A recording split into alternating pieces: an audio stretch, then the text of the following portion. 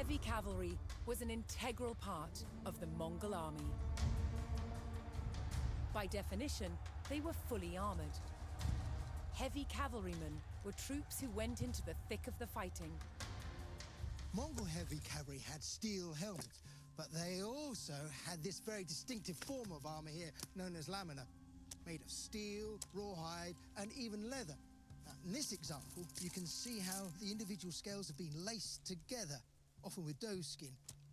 Rows of lamellae, which in turn was then sewn into fabric or leather backing. Lamina armor is wonderfully robust. It's flexible, relatively lightweight, and easy to repair.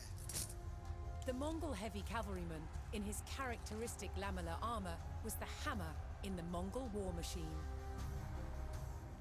All Mongols, both heavy and light cavalry, were capable horse archers. However, for the heavy cavalry, shock troops that rode into and smashed the enemy, the bow was of secondary importance. Their principal weapon of first contact was the lance.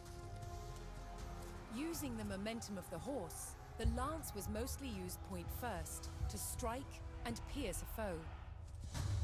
It could be used with great precision. Strikes with the point were effective, but the Mongol lance had an additional feature. Not only did you have the spearhead for running into and through the enemy, but you also had this hook to haul them from the saddle. It took considerable strength to pull a man from his horse. And doing so took him out of the fighting just as successfully as a head-on strike. In hand-to-hand combat, the Mongols used the sword to slice their way to victory. But they also had this, the great mace, which they used with two hands.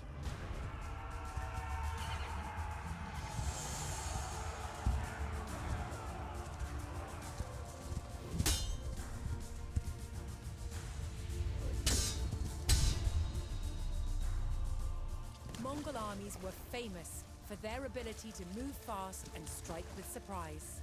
But their heavy cavalry was a brutal shock force that could overwhelm and crush an enemy with raw power.